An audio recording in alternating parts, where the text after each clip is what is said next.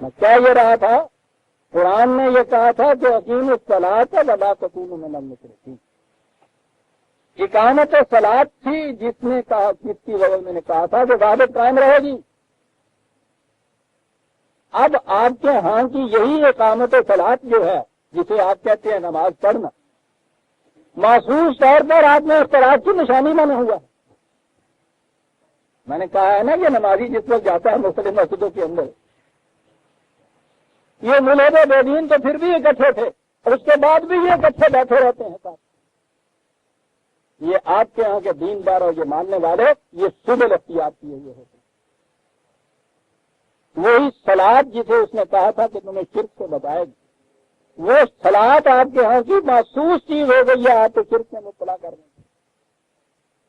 وہی مساجد جس کے لیے اس نے کہا تھا کہ یہ للہ رہیں گی، وہ مساجد آپ کے ہاں کے ان فرقوں کی آماد جاہیں بنی ہوئی. اور یہ ہے وہ آیت، وہ ہے وعود جہاں سے شروع ہوتا ہے آج کا ہمارا درس.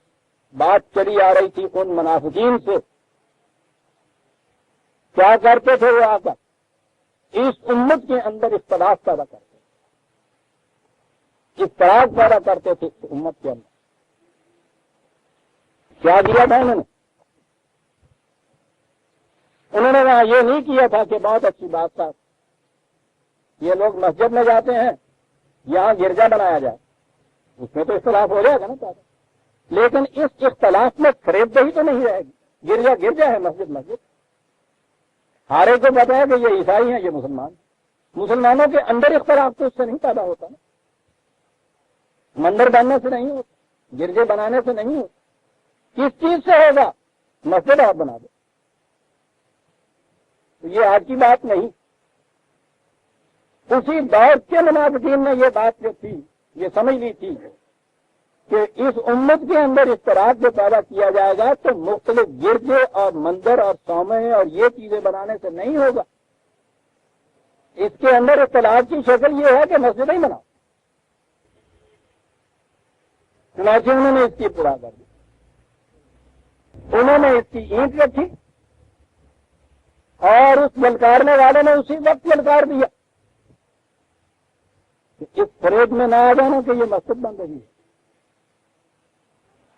کہا کہ والذین اتخذوا مسجدا، کہا کہ یہ لوگ کہ جنہوں نے یہ مسجد بنا لی ہے اس مقصد کے لیے.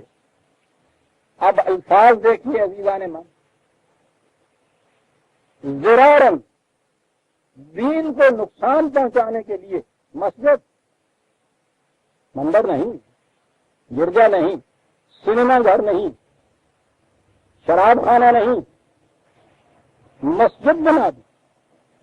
کاہے کے لیے مسجد بنا دی؟ ضرارن، سخت نقصان پہنچانے کے لیے تمہاری وحدت کو.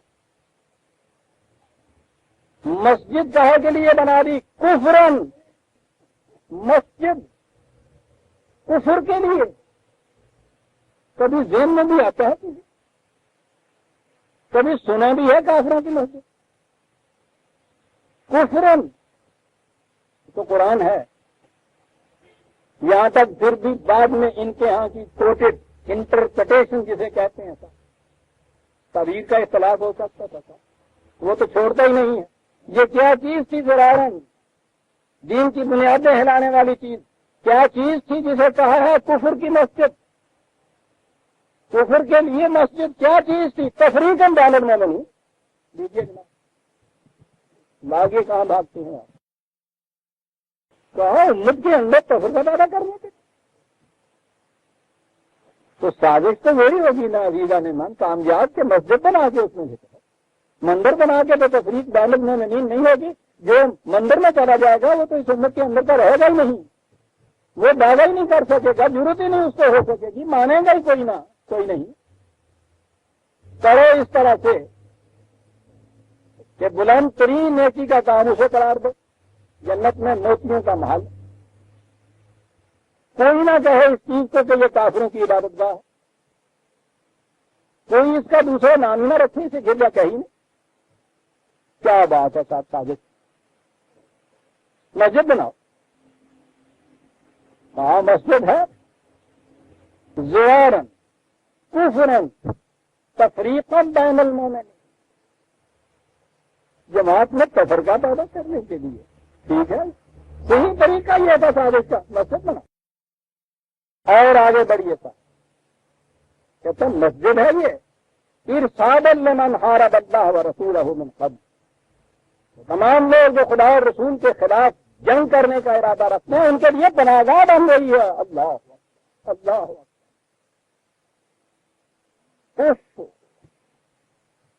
پناہ گاہ بن رہی ہے ان کے لیے. اس سے بڑا جرم بھی کوئی اور ہو سکتا ہے؟ جیوان غیر مسلم بھی اس دنیا میں رہتے ہیں، مملکت اسلامیہ میں بھی رہتے ہیں، خود مدینہ کی مملکت کے اندر بھی یہ غیر مسلم، یہ عیسائی، یہ یہودی، یہ مجوس، یہ رہتے تھے سارے. ان کو وہاں رکھا جاتا تھا، امن دیا جاتا تھا، ذمہ داریاں دی جاتی تھی، ان کی حفاظت کی جاتی تھی.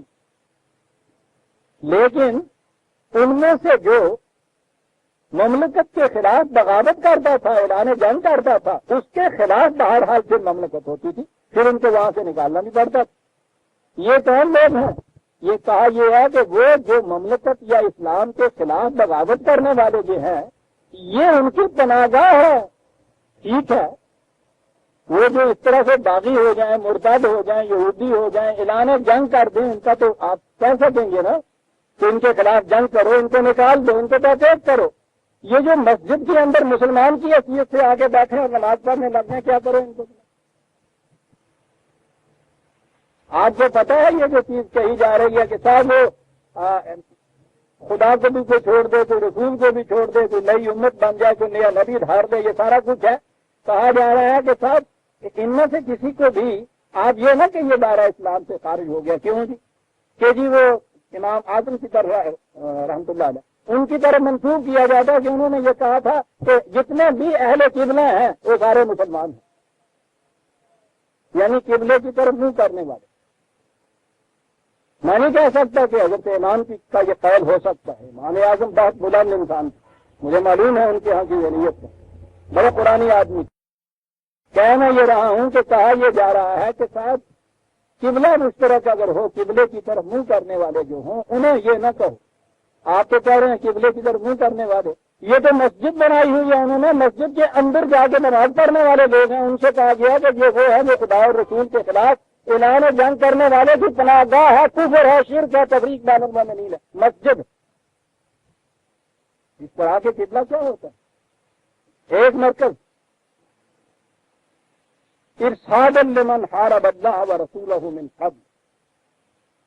اس سے پہلے جو جنگ کی کیفیت اپنے قلوب میں رکھتے تھے اس نظام کے خلاف، ان کو کہیں پناہ گاہ نہیں ملتی تھی.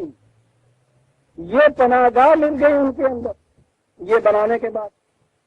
تفریقا بین المومنین عزیزان من، یہ ہے مرکزی خیال اس کے اندر. اور پھر کیفیت یہ ہے وَلَيَحْلِفُنَّ إِنْ أَرَدْنَا إِلَّا الْحُسْنَ. ان سے جب پوچھو گے تو کیا کر رہے ہیں؟ قسمیں کھا کھا کے کہیں گے کہ صاحب ہمارا ارادہ تو بڑا ہی نہیں تھا، مسجد بنا رہے ہیں صاحب. اس میں بھی کوئی برائی کی بات کبھی کسی نے آج تک یہ کسی کے منہ سے سنا بھی ہے کہ مسجد بنا رہے ہیں کہ کوئی برائی کی بات؟ حنفیوں کے محلے کے اندر ایک مسجد موجود ہے اتنی بڑی کہ وہ سارے اہل محلہ بھی آ جائیں، جب بھی اس میں گنجائش باقی رہتی ہے ایک اور مسجد اٹھ رہی کہ صاحب یہ مسجد کاہے کے لیے اب دوسری بن رہی ہے، صاحب بن کیا رہی ہے؟ وہاں آپ دیکھتے ہیں نا وہ یہاں ہاتھ رکھ کے نماز پڑھنے والے سارے کے سارے سب کی نمازیں بادل ہو جاتی ہیں. سر یہ مسجد صحیح نماز پڑھانے کے لیے الحمدللہ بنائی جا رہی ہے. قسمیں کھائیں گے ان اردنا الا الحسنى، قسمیں کھائیں گے ہماری نیت بڑی نیک ہے، صحیح نمازیں پڑھنے والوں کے لیے ہم بنا رہے ہیں یہ مسجد. ہر نئی مسجد تفریقاً بین المومنین کے لیے ایک نیا اڈا ہے. ہر مسجد بنانے والا قسمیں کھا کے کہے گا کہ ہم تو نیک کام کریں. روکیے تو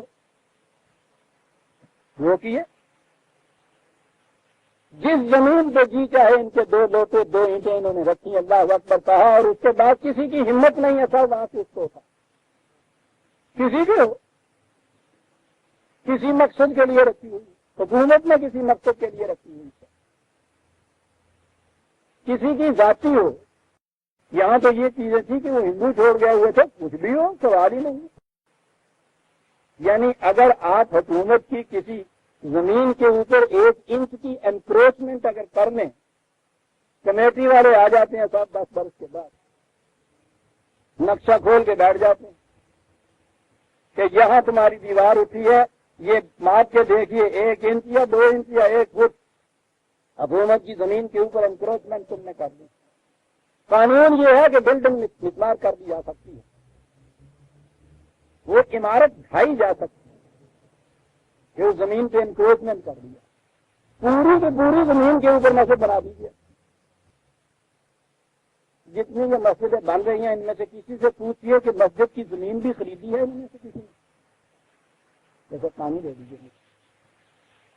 میں یہ کہہ رہا ہوں کہ قسمیں کھائیں گے کہ نہیں سر ہماری نیت جو ہے مسجد بنا رہے اور کوئی کوشچن نہیں کرتا مسجد بنانے والوں کے متعلق.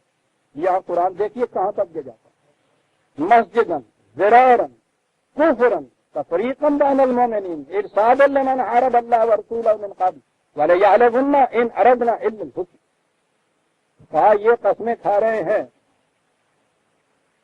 کہ ہمارا ارادہ تو بالکل نیک ارادہ ہے. یہ قسمیں اٹھا رہے ہیں اور مقابلے میں واللہ یشہد انہم لکاذبون. ہم عدالت میں گواہوں کے کٹہرے میں خدا کھڑا ہوا کہہ رہا ہے کہ ہم شہادت دیتے ہیں کہ یہ پکے جھوٹے ہیں تمبا. یعنی مسجد بنانے کے وقت کہا انہوں نے یہ تھا کہ ہم قسم اٹھاتے ہیں کہ ہمارے ارادہ میں نیت میں اس نے کہا ہے یہ بات کہ پکے جھوٹے ہیں. سوال ہی نہیں ہے یہاں یہ چیز جو تفریقاً بین المؤمنین پیدا کرنے کا ذریعہ بنے وہ نیک ارادہ کیسے ہو سکتا ہے، وہ مسجد کیسے ہو سکتی ہے. خدا نے ان کے متعلق تو یہ کہا واللہ یشہد انہم لکاذبون. عربی جاننے والے جانتے ہیں کیا بات کیا ہے. خدا ان میں سے نہیں کہا کہ رسول تم بھی جانتے ہو، مومنین سے نہیں کہا کہ تم بھی جانتے ہو. نہیں بھائی، جرم اتنا بڑا سنگین ہے، مقدمہ اتنا بڑا بھاری ہے، دعویٰ اتنا بڑا وہ جری ہے کہ اس کی تردید کے لیے جو گواہ ہے آسمان سے بلایا گیا ہے وہ گواہ آ کے خود خدا کہتا ہے ہم گواہی دیتے ہیں کہ بکتے ہیں جھوٹ بولتے ہیں جو یہ کہتے ہیں مسجد نہیں بنا رہے ہیں. کوئی نیکی کا ارادہ اس کے اندر شامل نہیں. کوئی شے بھی جو تفریق بین المومنین کے لیے بنائی جائے اس میں نیک ارادہ شامل ہو سکتا ہے. ہم گواہی دیتے ہیں کہ یہ جھوٹے ہیں. یہ گواہی دی اور اس کے بعد رسول اللہ صلی اللہ علیہ وسلم تھے نا جو دوسری طرف کے نمائندہ گواہی دینے کے بعد حکم بھی بنا دیا کہ رسول لا تقم فیہ ابدا. اے رسول ایک قدم نہ رکھنا اس کے اندر، ابدا کبھی نہ رکھنا اس کے اندر.